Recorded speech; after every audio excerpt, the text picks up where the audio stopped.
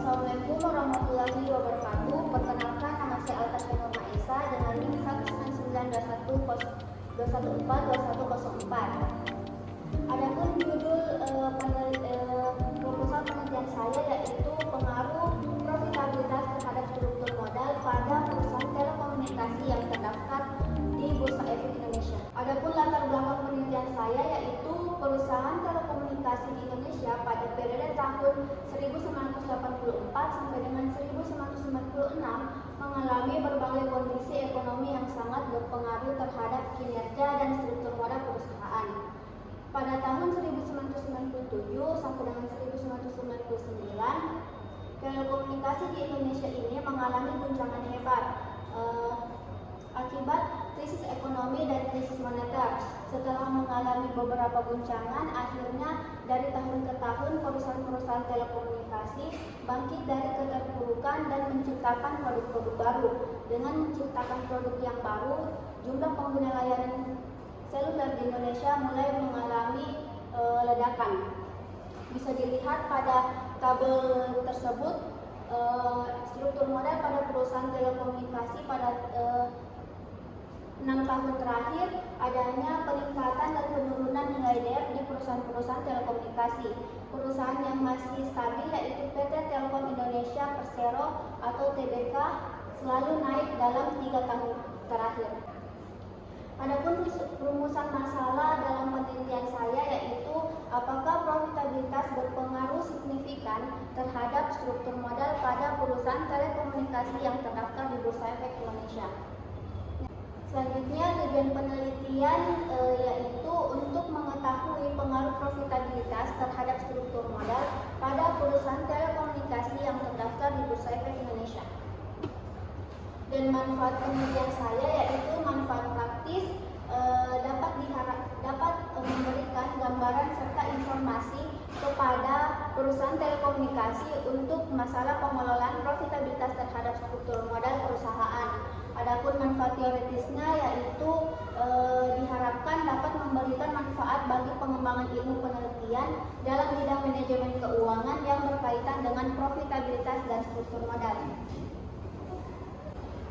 Selanjutnya, tinjauan pustaka yaitu rasio profitabilitas merupakan rasio yang mengukur kemampuan perusahaan dalam menghasilkan laba pada tingkat penjualan, aktiva, dan modal. Ada 3 rasio yang dapat digunakan dalam rasio profitabilitas, yakni yang pertama profit margin, return on asset atau ROA, dan return on equity atau ROE. Selanjutnya, struktur modal juga dapat diartikan sebagai perimbangan atau perbandingan antara jumlah utang jangka panjang dengan modal sendiri. Oleh karena itu, struktur modal diukur dengan debit to equity ratio atau DER. Berikut penelitian terdahulu yang saya ambil pada penelitian ini. Selanjutnya, kerangka konseptual berdasarkan teori yang telah dipaparkan dapat disusun kerangka pemikiran sebagai berikut. Next. Selanjutnya, hipotesis penelitian. Profitabilitas berpengaruh terhadap struktur modal pada perusahaan telekomunikasi yang terdaftar di Bursa Efek Indonesia. Selanjutnya, metode penelitian. Variabel penelitian pada dasarnya adalah salah satu hal yang berbentuk apa saja yang ditetapkan oleh peneliti untuk dipelajari sehingga diperoleh informasi tentang hal tersebut, kemudian ditarik. Adapun yang menjadi variabel dalam penelitian ini yaitu profitabilitas sebagai variabel bebas yang disimbolkan sebagai X. Adapun struktur modal sebagai variabel terikat yang disimbolkan sebagai Y. Selanjutnya, populasi dan sampel. Populasi dalam penelitian ini adalah perusahaan telekomunikasi yang terdaftar di Bursa Efek Indonesia pada tahun 2015 sampai dengan 2020. Adapun sampel merupakan bagian dari populasi yang memiliki ciri-ciri atau keadaan tertentu yang akan diteliti. Pengambilan sampel yaitu perusahaan telekomunikasi yang terdaftar di Bursa Efek Indonesia dengan penentuan sampel Selanjutnya, desain penelitian. Jenis data yang digunakan dalam penelitian ini adalah data kuantitatif.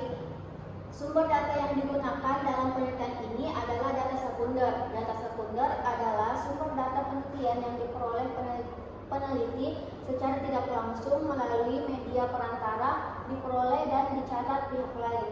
Next. Selanjutnya, teknik pengumpulan data. Teknik pengumpulan data menggunakan teknik non-probability sampling dan dengan metode purposive sampling.